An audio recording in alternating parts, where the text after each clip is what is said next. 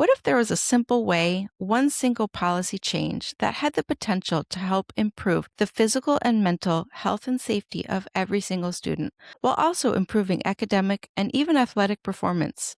Hello, and welcome to the Start School Later podcast. I'm your host, Kathy Nitz. Today, we're talking about something that affects millions of students across the country every day.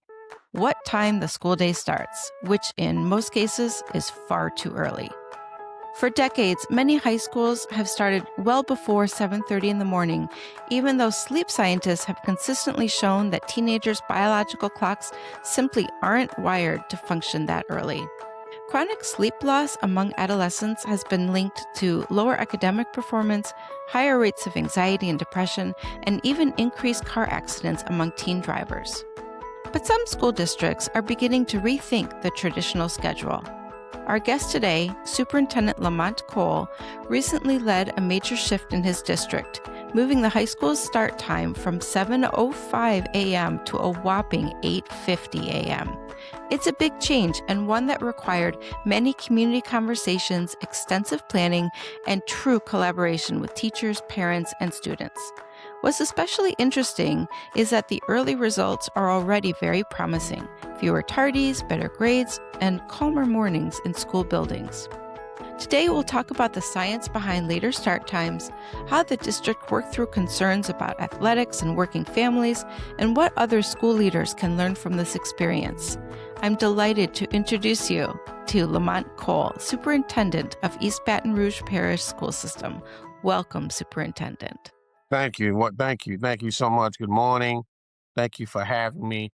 Looking forward to a very productive conversation and hoping to learn more to improve and get better as we continue to do this work. So I'm delighted to be here. I love that. And before we get started, I'd like to introduce you a little to our audience.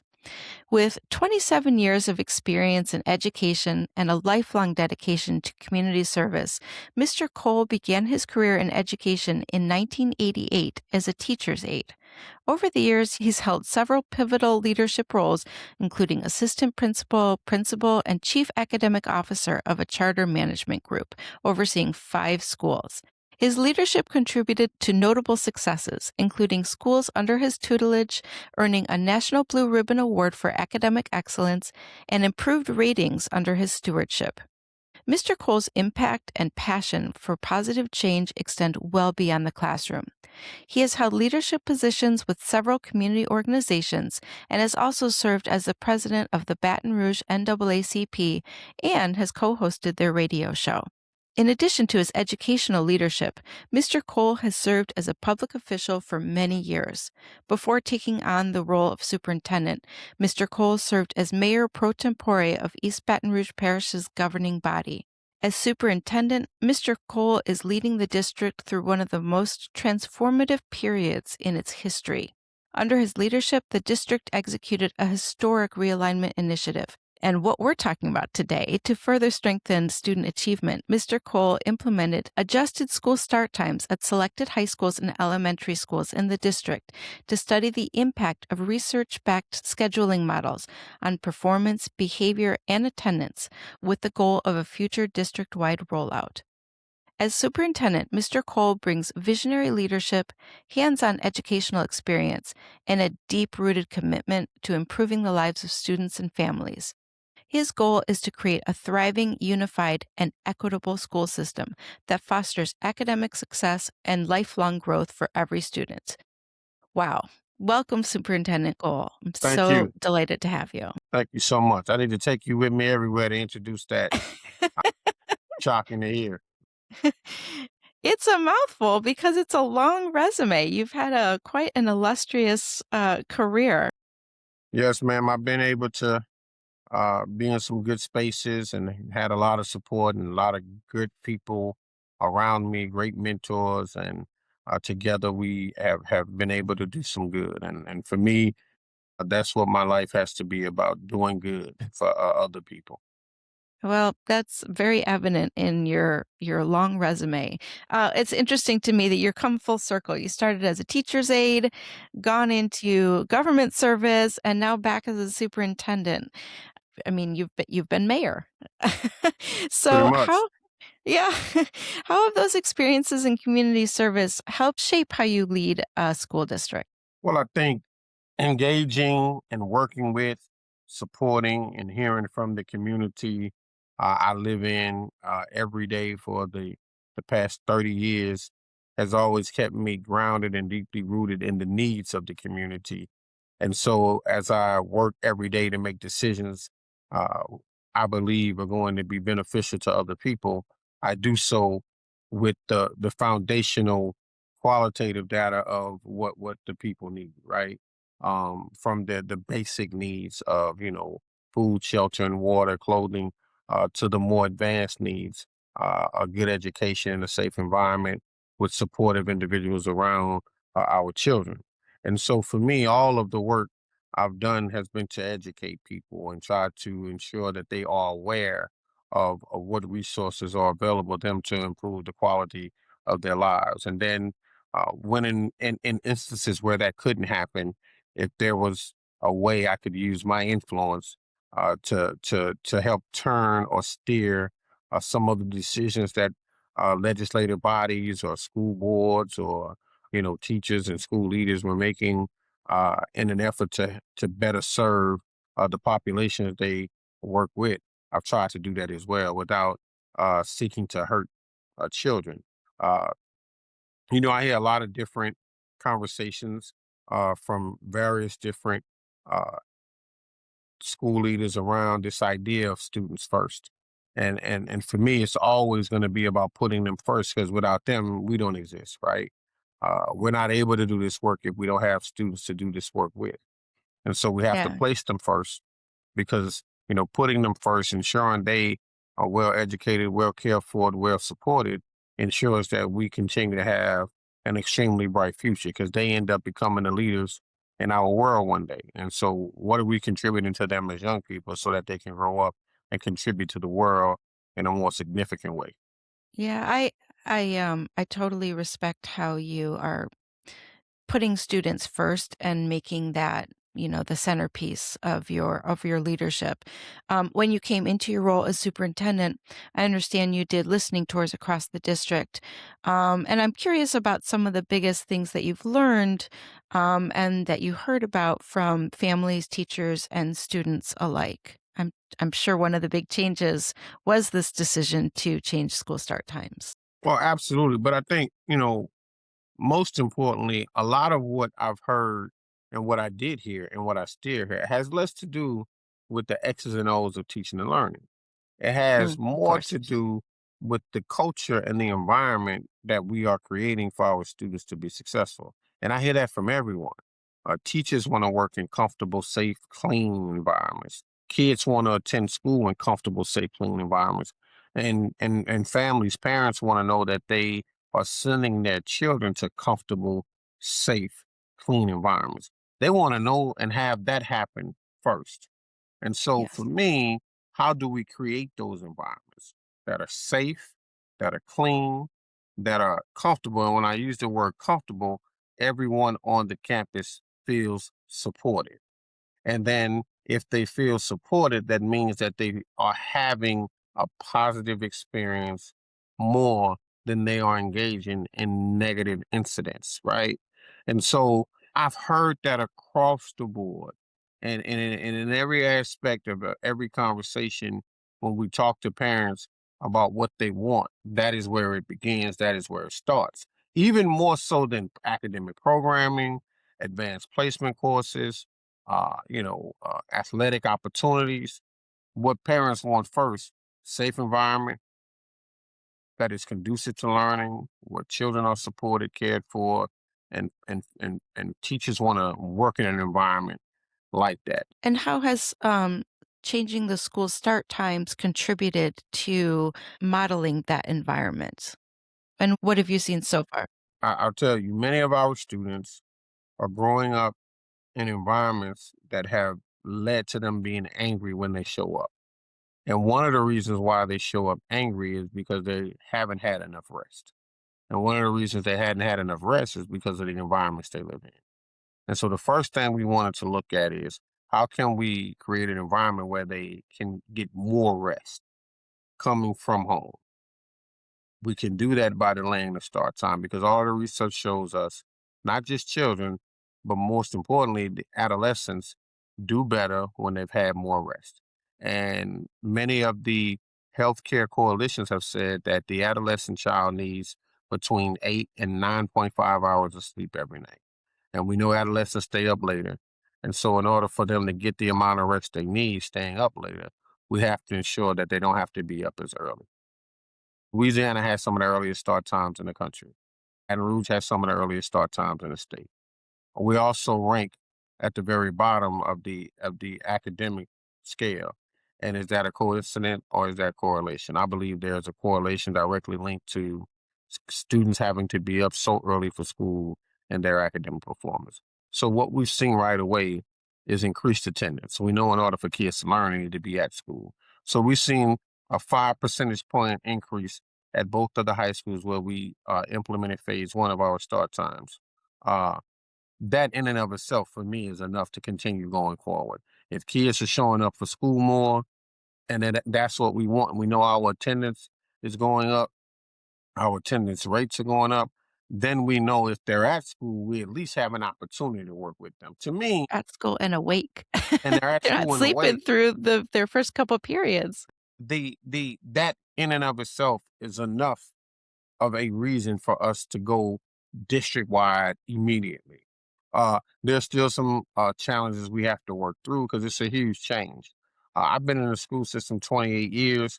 Uh, I'm 52 years old. I was educated in the school system. So we have been doing this for over 40 years. We have been sending our students to school before the crack of dawn for 40 years. Everything that is happening around us has adjusted to us sending our students to school early. And so the challenges that we need to work through is getting the business community, some of the larger employers, particularly of teens, to buy into this idea that it's probably more productive and you're going to get a more productive worker if, in fact, we can provide an opportunity for them to get more rest.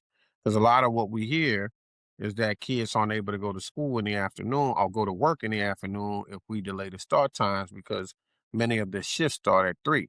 And I'm simply saying, well, they can push it back an hour, that their community will adjust. And so that's meeting with the chamber, that's meeting with some of the bigger business developers in town or the bigger corporations and organizations, Walmart, the McDonald's, the Amazons, and things of that nature to say, hey, this is what we're trying to accomplish for our students. So in doing so, we see an increase in academic performance. One of the things I didn't think about, we've seen an increase in the number of students who are taking advantage of the free lunch program. So kids are showing up awake, they're showing up ready and prepared to engage, and now they're showing up ready to eat when So they're eating breakfast. they're eating breakfast, You're right? seeing an uptick We're in seeing a breakfast. huge uptick in the numbers of students who are taking advantage of breakfast every That's morning. so interesting. Yeah. Yeah, and because before, getting up so early, a lot of kids would show up late, and by the time they showed up at school, breakfast would already have ended. Mm. Now they're showing up on time. Let's start there. They're showing up on time. They can eat breakfast, still make it to class on time, and then be well fed, awake, and ready and Ready to prepared learn. and engaged.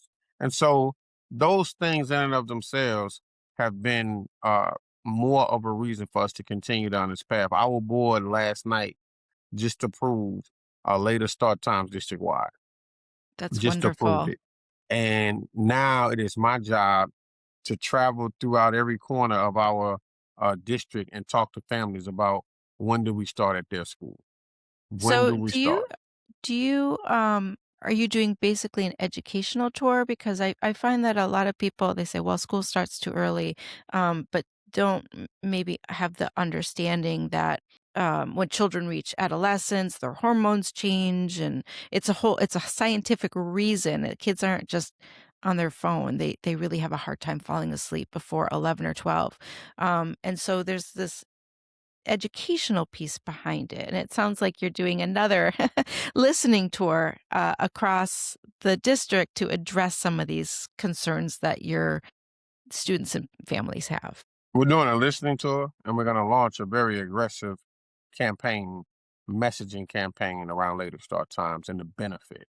And in the listening tour, what I'm, what I'm, what I want to do is gather all of the concerns that we are hearing from our community. Gather all of the concerns, and what I like to do is create a a a a data sheet that says here are the concerns. Is every concern we've heard? You know, and most of the concerns we hear are adult concerns, and the concerns we hear from kids are not rooted in their well-being or their productivity. It's more rooted in this is just the way we've always done it. This is what I'm used to. Because oftentimes a young Status person quo doesn't bias. fully, yeah, they doesn't fully understand how these changes are going to help them be more effective in their everyday lives. And then take all of the benefits that we know from the research and the science, the benefits that we've seen from our early deployment of later start times, and then really have a conversation about the pros and the cons. And then ask the simple question, and here's a question I asked the other night. We had a community meeting. How many people in here think it's okay for a 12-year-old, a 13-year-old, or a 14-year-old young lady to be on a school bus stop in some of the worst areas in our community at 5 o'clock in the morning? Who agrees with that? And nobody raised their hand. Say, Yes, please most. I need to hear. Tell me who agrees that it's okay for a 12, 13, or 14-year-old little girl or young lady to be on a bus stop at 5 a.m. in the morning. I need to know who agrees with that. Nobody raised that. I said, okay, who agrees that 7 a.m. is too early for children to have to be in school? Because if they have to be there by 7, that means they have to get up before 7 in order to be there by 7. And for many of our students, that means they have to be up before 6. And if they ride the bus, that means they have to be up before 5. So who agrees 7 a.m.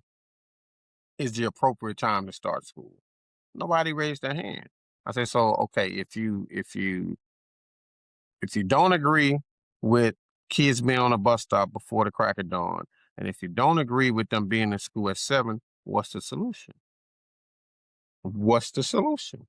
And everybody, yeah, we got to start time. You could push the time back, but the time they get out of school is too late. And I said, well, we can't have it both ways. We can't Hmm. push the start time back for the morning, but then raise the end time up because that means we're minimizing the amount of time that they're actually in school. Hmm. And so I told the people the other night that we're going to look at required minutes versus what we do and what's happening at our schools when kids are there.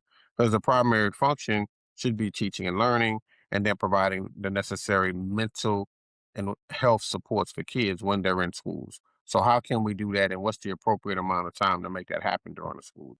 So Well, yeah, well, you can't really address mental health concerns without first addressing sleep. I really, exactly, truly believe that. exactly, and and And and y- and you moved to quite a later start time. You shifted this by an hour and 45 minutes. It's kind of like ripping off a band-aid. If you're going to make the change, make it well, count. Is that we is that kind of what led into your decision making? that is what led into it, and part of it was about, all right, let's go really, if we're gonna go fast, let's go really deep and see what results we receive. Let's see the benefits, let's see some of the challenges, let's really identify. And this is not at the expense of hurting kids, because we start with the premise. The one thing we know, providing them with more rest is going to be more healthier for them, no matter what. So no matter what happens, we're not going to hurt kids by providing them more rest. Now, we may learn some things along the way, but we're not going to hurt kids by doing that. So when people talk about this is an experiment, yeah, but you let's say I agree with that statement that this was an experiment. The experiment was about giving kids more rest. And for me, if that is the premise or the foundation of the experiment, providing kids with more rest, then the experiment begins with the premise of helping them. All right. And if we learn that going out of our way to help them may have created more challenges, then we can make the adjustment because the adjustment is being based on how we chose to help versus anything we do that have hurt children. Sure, and you're listening to community concerns, Absolutely. and, you've made some accommodations for teachers that they can change to different, schools if this new schedule is not working out for them. Have you had much pushback from, teachers and students and even the community? Now that it's entrenched, are people adjusting? Did the sky fall? No, the sky didn't fall. Not much push. Initially the pushback uh from the teachers was that they didn't want to get out so late because they had appointments and things they were scheduling for years in the afternoons because they were getting out of school and off work before 3 o'clock. But here's an interesting fact, and I just want to be honest about this. In our school system, the majority of our teachers are elementary school. They've never gotten off work before 3:30 ever. So they've never been able to make afternoon appointments ever in their career. All right. So that's the majority of our school system. So we're talking about a small population of teachers who themselves have been so privileged to be off work before 3 so they could attend. And I'm talking about the personal side of the work now, not the Yeah. professional side, that they've Well, had an it's their opportunity, job. Yeah, yeah, to go like to everyone else. appointments. So when a teacher stands up in a community meeting and says to me, I can't get to my appointments in the afternoon. And then I say, well, none of our elementary school teachers can get to their appointments in the afternoon. And everybody gets quiet.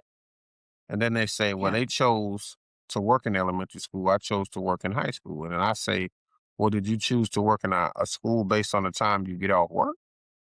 And then everybody gets real quiet. Or did you choose to work in a high school because of your expertise and your desire to want to help high school children? Because if that's the case, you still have that opportunity to help them. And we're just saying you can do that at a later start time. So, superintendent, a lot of districts that I've talked to, a lot of superintendents, they're like, yes, yes, we know this is the right thing to do. It's just, I don't know, for lack of a better word, overwhelming. There's a lot of pieces to it. I think because it does have the potential to help every student, the flip side is that it affects every family. And so you're going to have a lot of people with a lot of questions like, how did you what is some advice that you could give on how you tackled, sort of the big 3 that we hear? Childcare, transportation, athletics. Let me start with childcare. As a school district, we have to provide opportunities for childcare before and after identifying who actually needs it. I think the response has to be, well, let's identify who actually needs the childcare. Because when that comes up as a concern, oftentimes that concern is not the mass of individuals needing childcare. It's not the masses. It's a smaller group. And if you recognize that it's only a smaller group, then you have to think about how do you use your financial resources to provide that support for that small group who are saying they need it. And so that is what we've done in our school system. We've taken some of our federal program dollars and we provided childcare in the AM and in the after school for those students who need it or who desire to have it. That's helped really well for us. From a transportation perspective, we have a But before we move to transportation, I have a question too, because you switched elementary and high school, correct? So your elementary kids are going a little earlier. little earlier. So has that actually, because in a lot of cases, that can help working families Correct. because, 9 o'clock is pretty late for school to start usually for working parents. Have you seen that? Well, yeah, absolutely. One of the things we sold to our families is if your issue is about your siblings being able to be at home when your younger kids get home, what we've done now is ensure that your siblings are available to support them in the morning getting to school before they go to school. And then if you need the childcare in the afternoon, then we have provided that for you so that the siblings are at home prior to the younger child getting home because the younger child stays for after school support. And then your older child can get home a little bit earlier. A lot of times, it's about digging into the nuances of the individual situations of the family. So when those things come up, your response has to be, we're going to do an analysis of what every family needs. And as we do an analysis of what every family needs, we're going to adjust how we provide our supports for those families. And that's going to look like before school care, after school care, ensuring that we transition the way we uh, provide transportation for our students. We're looking at an idea now where the first thing we did was for kids in the grades K through 5, we allowed those students to ride the bus together, even though they were going to separate schools. So you may get dropped off at the lower grade site first. Because I'm making mention of this now. In addition to the later start time pilot, what we did was we infused into the programming early learning centers, foundational learning centers for our pre-K to 2 and our 3 to 5. So those kids can ride on the same bus, right? And then what ends up happening is we were able to streamline our transportation and provide direct routes for those kids who were at one time had to Interesting. go to what we call a transfer site. The next phase of the transfer, the next phase of the implementation is to provide adults on buses so smaller kids can ride with older kids with the appropriate supervision. We know in many of our neighborhoods in Baton Rouge that there is an elementary school, a middle school, and a high school right near each other. And if the kids who attend all three entities, the elementary, the middle, and high, could ride together with the appropriate adult supervision on the bus, right? Then a bus could drop off at all three sites without having to drop off at one, then go and run And another go route back. and pick up kids, drop off at another. You could pick up all the kids who attend those three schools on one route. And then with the appropriate adult supervision on the bus with them, they could drop off at those two different sites.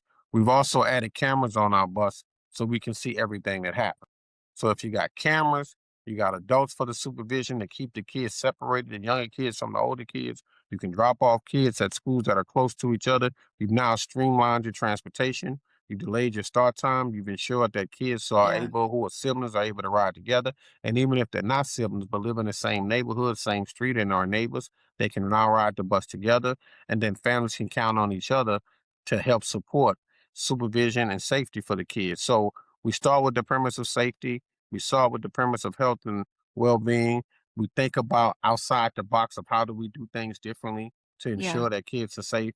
And then we deal with the before and Yeah. after care by providing that support for families who need it. We deal with the transportation by allowing siblings to ride together or kids who live close.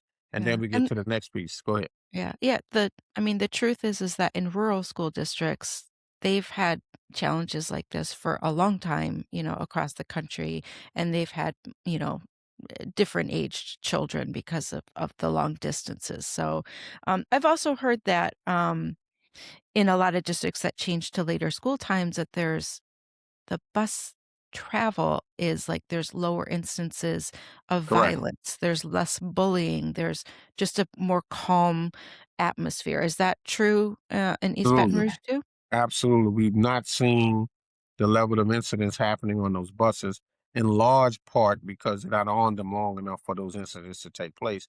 Because now what we've done is gone from transfer routes where kids have to get picked up, dropped off at a big location to get on another bus and then go to school.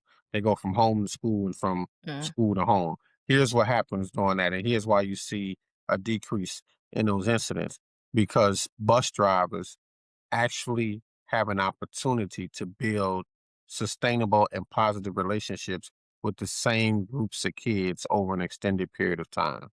And so what ends up happening, those kids and that bus driver become family. And so when you are around your family, you tend to conduct yourself a little bit better and make better decisions. And then the route is so short that you're going from school to home and from home to school with someone you know, who you like, who you appreciate, who knows your family. You built this little community. Now the incidents go way down. In a transfer situation, you may have a different driver yeah, multiple days with a different set of expectations. You never know what you're going to get. It's a mixed bag. Again, I go back to what I said in the beginning. How are you creating a culture and an environment for kids to feel safe? Well, So and it's about building these relationships. absolutely. And so, So down and to the that's bus part of driver. it, Yeah. right? I once heard a wise man say, rules without relationship lead to rebellion. So, how do you create those relationships so that you don't get the rebellion? And you worked with a transportation consultant as well to I did. facilitate a lot of these that seemed to help your process tremendously. It did because it helped us think differently about how we were doing Interesting. transportation, helped us think differently about our policies around bus stops and locations where kids were in terms of middle, elementary, and high. Helped us think differently about, uh, you know, what's possible when we put uh, multiple kids going to multiple schools that are right near each other with different start times, being able to drop off first at the school with the earlier start time and then second at the school with the later start time. So it helped us think differently about how we're doing transportation. And as a result, we didn't need as many buses this year, which helped us with our financial efficiency. And So you actually saved money by we doing this? saved money. We did.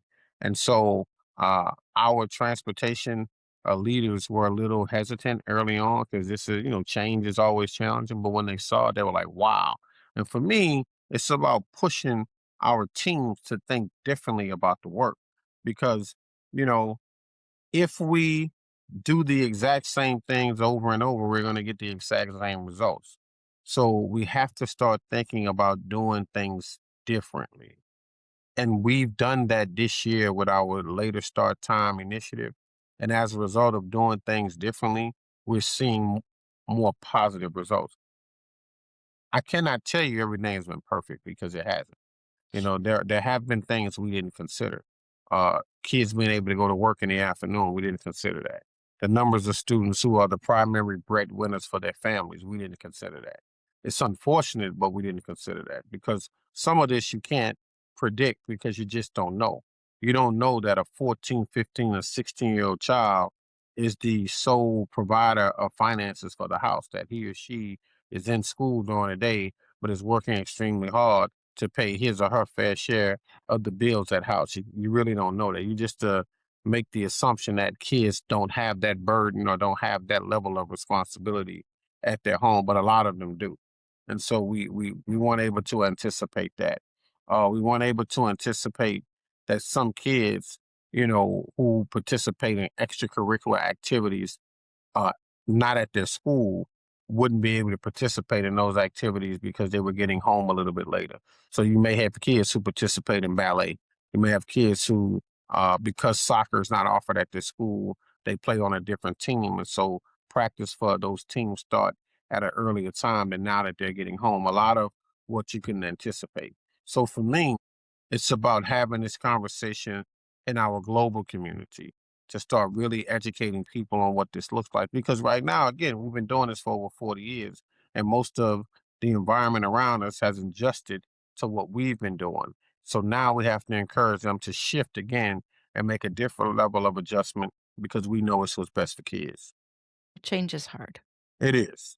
It is. Eh, And I'm getting beat up right now about it. I got to be honest.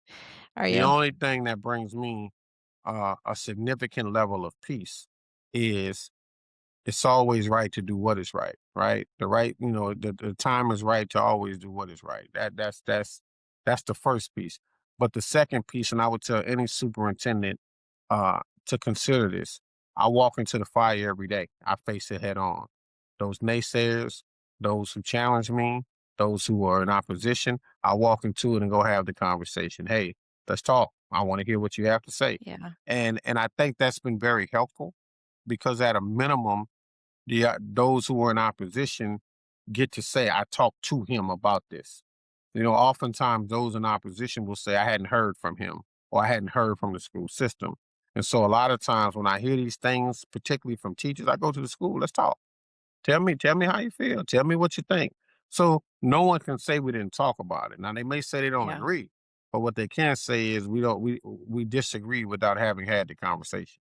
I mean, people wanna feel seen and heard, and it Absolutely. sounds like you're doing your best to make that happen, and Absolutely. to work with individual situations, because there's always going to be that, um, and make the best accommodations possible, I would imagine. Letting kids out Absolutely. early from Yeah. school, for example. Um, yeah, but kids are still participating in sports and after school activities. Like Hadn't they're changed. The high school, one of the high schools where we implemented later start times, they shifted some of their practices to the morning. They were able to get started earlier with practice because as a result, there used to be when they got out at 2:30, there was a mandatory tutoring that lasted for 2 hours before they could actually start practice. Now, because they're getting out of school a little bit later, they can actually go to practice right away uh, because some of the tutoring opportunities are offered earlier in the morning and kids are getting an opportunity because, we do have some students whose families are dropping them off or getting them to school a lot earlier than when school starts. Again, it's 8:50. So if a kid gets on campus at even 8 o'clock, which is later than what he used to be there, it's still before the time school starts, but there's 50 minutes that he or she could work with a teacher and get some support or even practice or go to the gym and get a workout in or whatever the case might be. That school did a really good job because they had a really good leader who embraced the change and has started to make the adjustment. I think the other thing I would say is it's going to really, change like this is it's going to rely heavily on school leaders who embrace the change, think outside the box about scheduling, and make the adjustments. That's going to be really, really big. When you have school leaders who do that, you have an opportunity to implement this with more efficiency and in a way that's going to have a greater impact on student outcome. so your district is planning to measure data going forward, attendance, discipline, achievement, transportation, Yes. maybe even car accidents, like drowsy driving incidents Yes. tend to Go decrease down. significantly. Yeah. So Absolutely. what will you be watching closely and would definitely will be paying attention to what East Chronic, Baton Rouge says. chronic absenteeism, truancy, academic performance in the classroom, overall assessment outcomes at the end of the year, graduation rates, discipline incidents in school.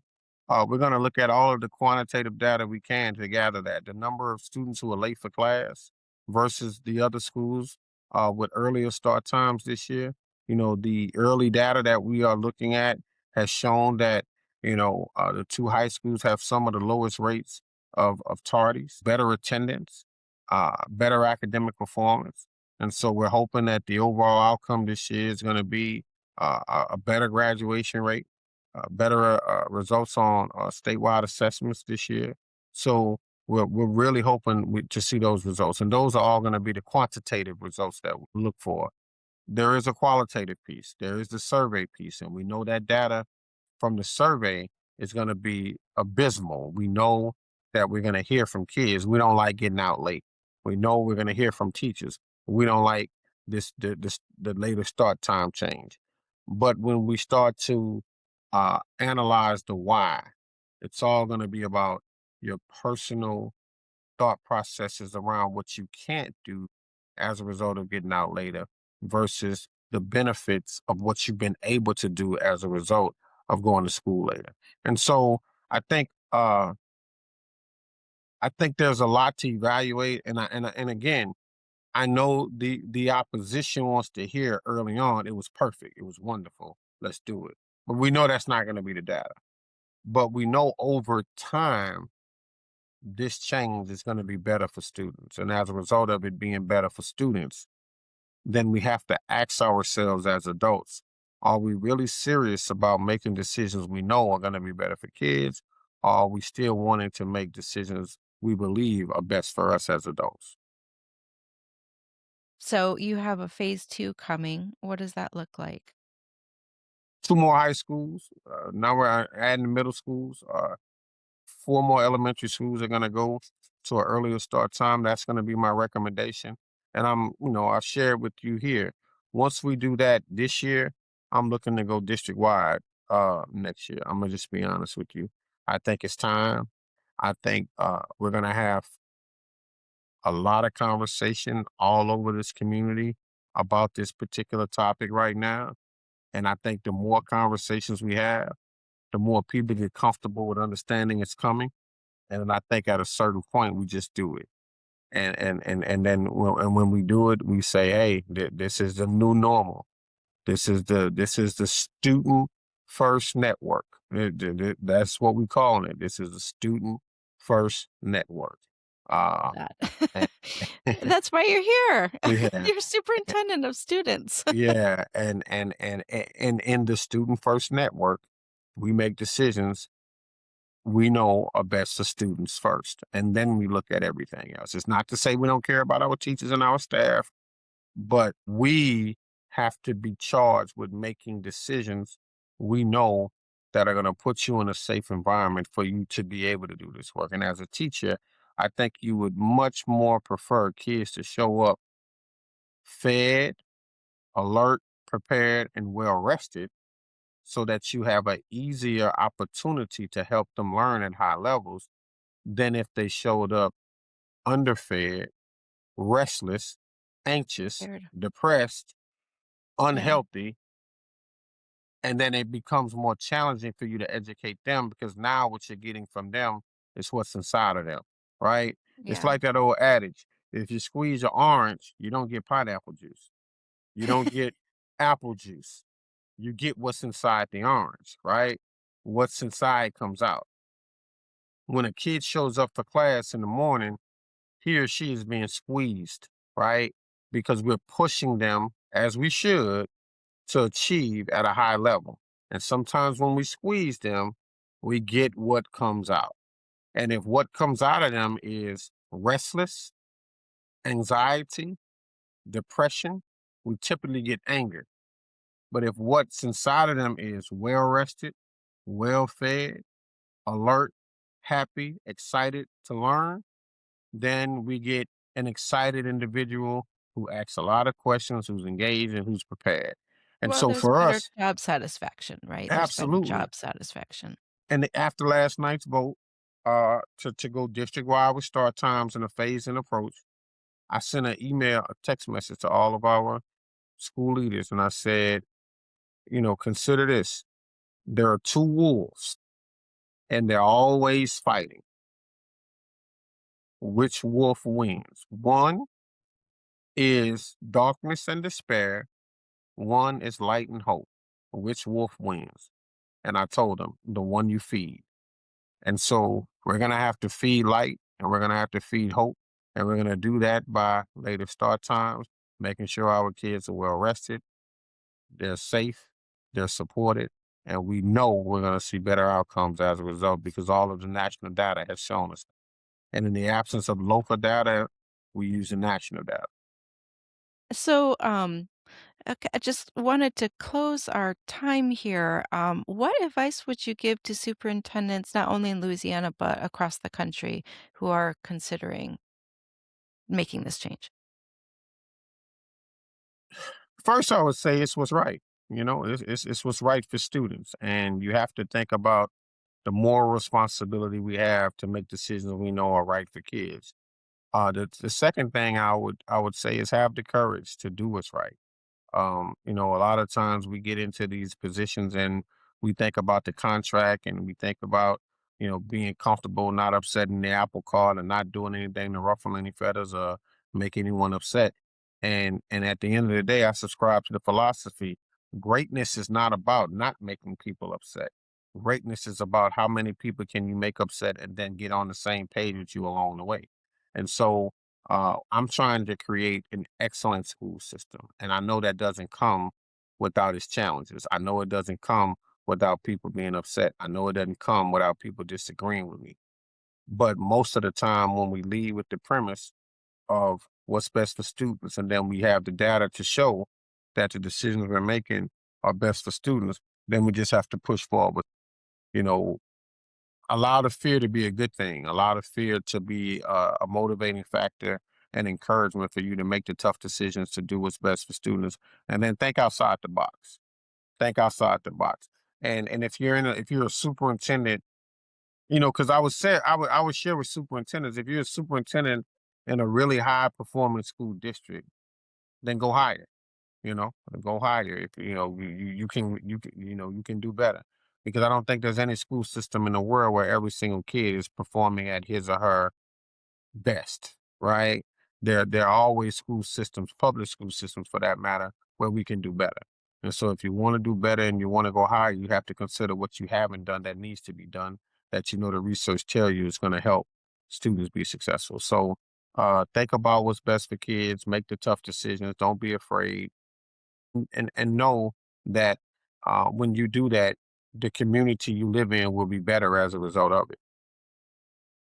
And it sounds like you really made an intentional effort to engage all stakeholders, to work with the teachers Absolutely. union, to work with, student voices and, businesses in your area. Like, you really engage the community in this. Absolutely.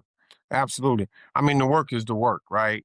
You can't be afraid of the work because the only way we learn to do the work is by actually doing the work. So we cannot be afraid to do the work. So that has been my thing. Let's just do the work. Well, Superintendent Cole, this has been such an interesting and insightful conversation. I really appreciate your time.